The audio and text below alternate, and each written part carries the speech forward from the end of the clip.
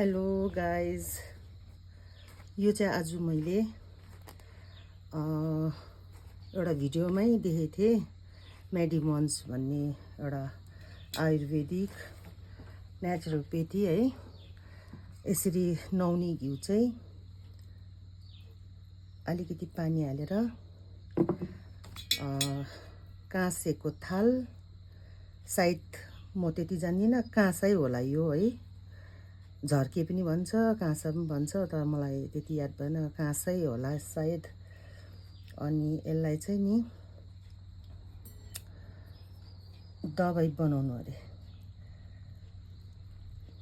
जसरी यो काँसा झर्कामा चाहिँ हामीले खानेकुराहरू राख्दाखेरि चाहिँ उकाल आउँछ, राख्नु हुँदैन। खानु चाहिँ राम्रो हो काँसा झर्कामा, तर राखेर चाहिँ खानु हुँदैन भनेर चाहिँ सुनेको है।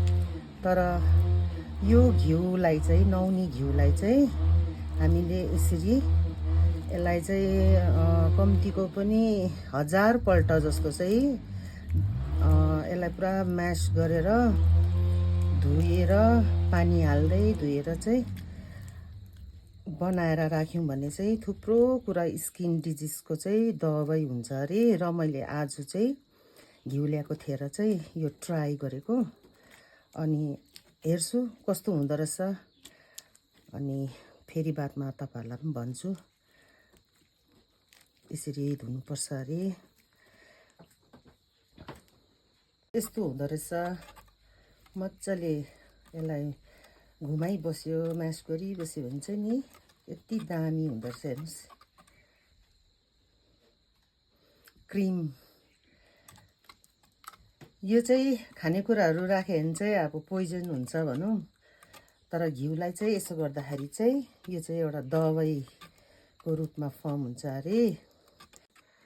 1 घन्टा हुनु आँट्यो मैले यो घिउलाई म्यास गरेको हो।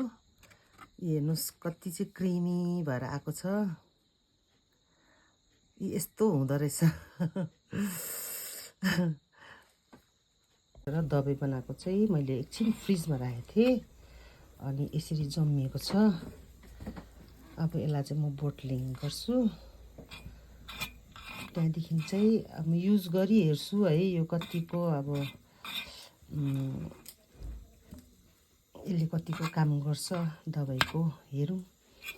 अनि यदि राम्रो भएछ भने फेरि म तपाईँहरूलाई भन्छु होइन यसको बारेमा के हुँदो रहेछ। अनि फेरि एउटा भिडियो बनाएर तपाईँहरूलाई देखाउने छु। Okay, thank you guys.